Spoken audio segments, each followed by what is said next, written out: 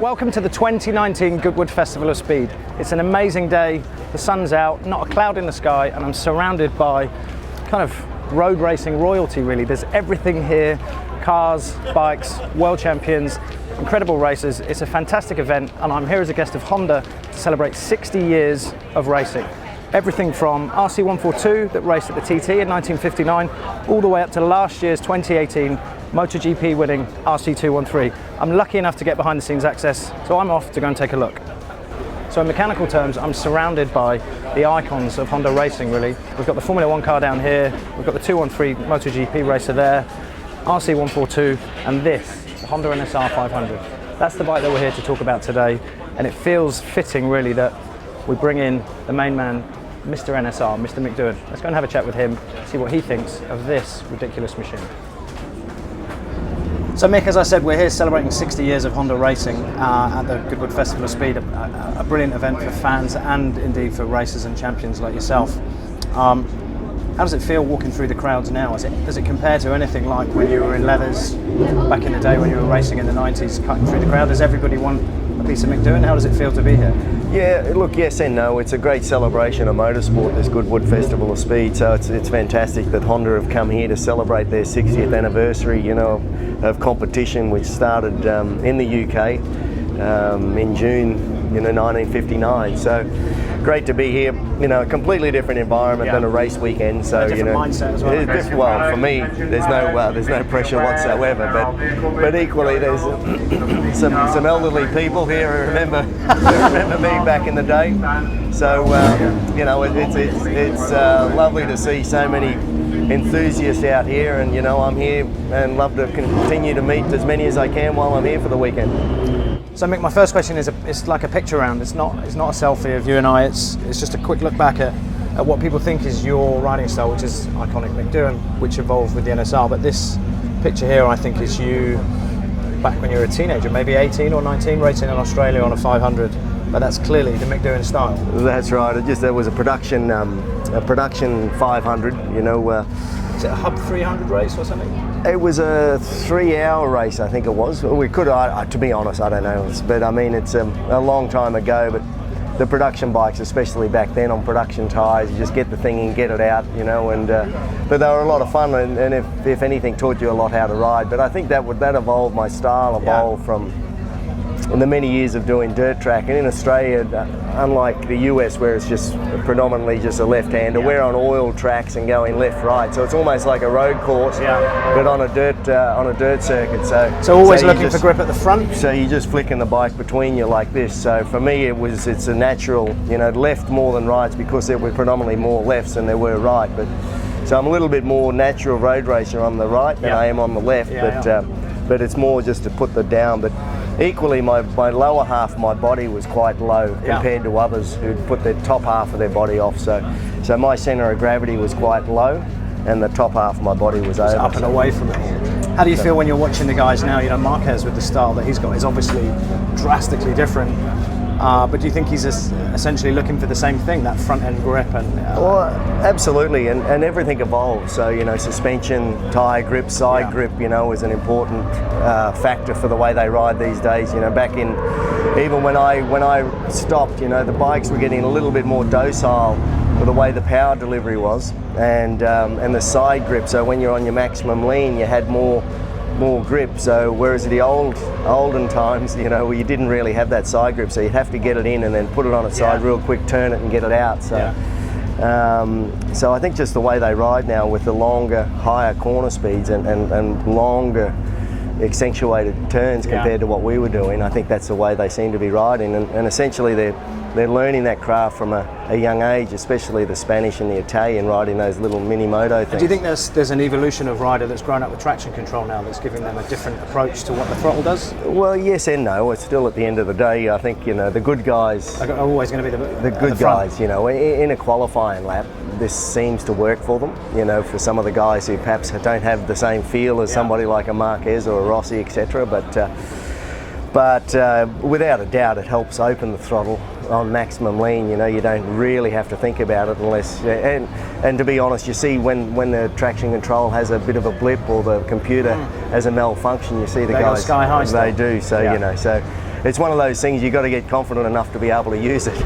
And the good guys have it turned down as little as possible anyway. So just getting back to that era where you were racing the Camo 500, you know, that was, I think, 1984, a year before Freddie Spencer won the first World Championship on the NSR500. You know, did you ever in a million years dream when you were a teenager cutting around on the Australian racing scene that you would end up with the ride that you did, and B, that you would end up with it as quickly as you did? Your acceleration from 250 Nationals to Grand Prix 500 was 18 months, I think. No, that's right. That was 85. That, as you say, so, you know, 87 I got some opportunity to run in Japan, 88 with Yamaha Australia, and then pretty much signed for Honda at... Yeah, how did that relationship with Honda come about? I think there was, did you have a third and a first at Sugon World Superbike in 88? That's right. So that's you on your lead up, you know, still not with Honda, but making moves in the right direction. Have you got your eyes on the prize of being a Grand Prix rider at that stage? No, not really. Like, that was the first year of World Superbikes, and as you say, we went to Sugo.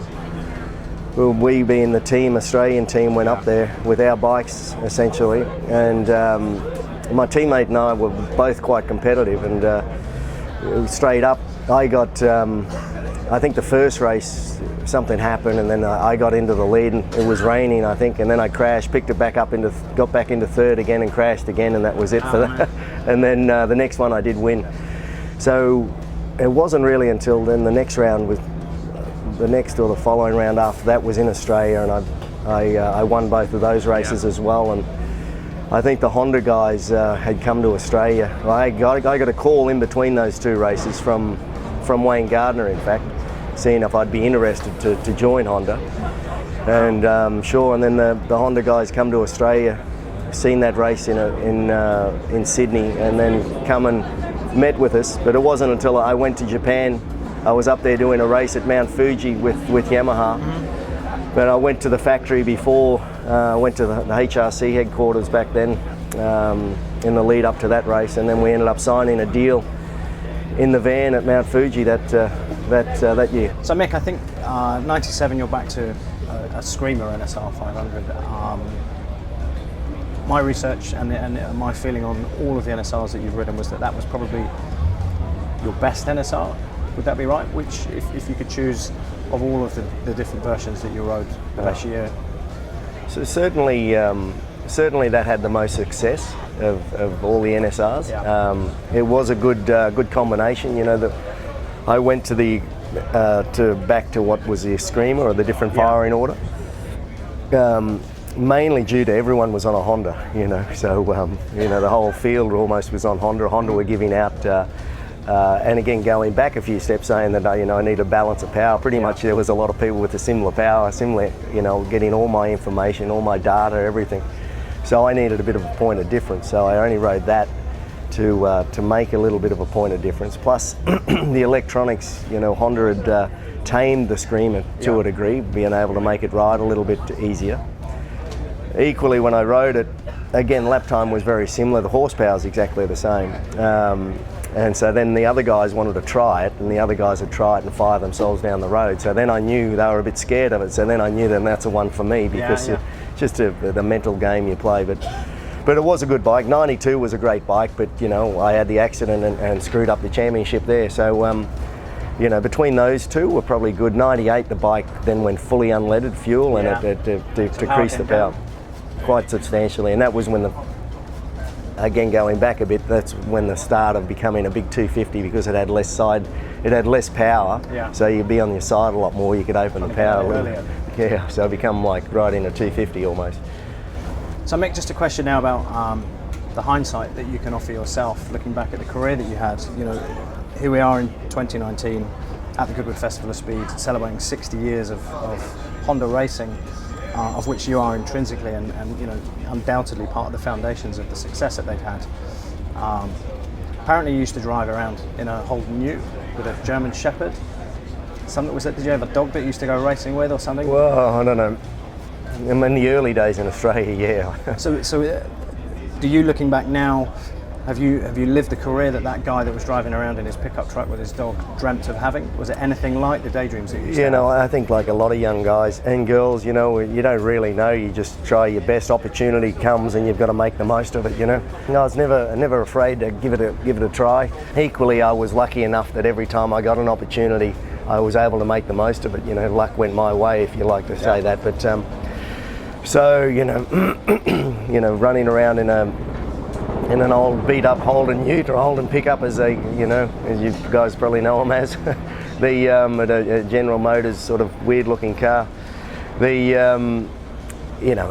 was all just fun. As I say, I grew up riding dirt bikes. I had an opportunity to ride a road bike on the racetrack and felt immediately comfortable with it. And then next minute I started getting noticed. So, one thing led to another, and here I am talking to you.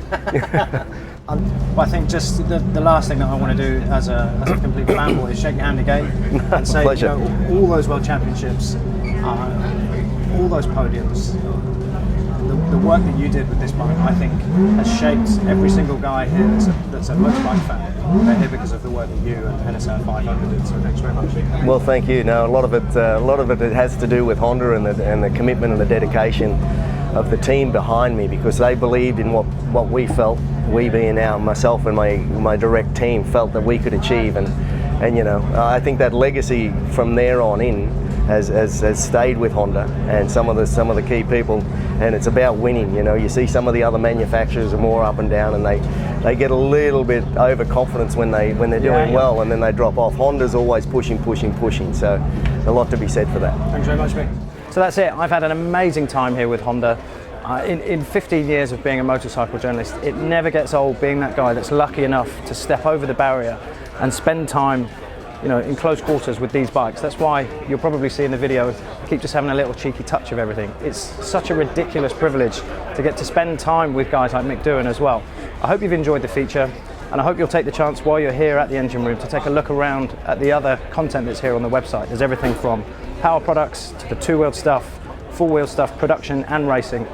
Take it all in and stick a date in your diary for next year to come to the Goodwood Festival of Speed. It's an absolutely incredible day out.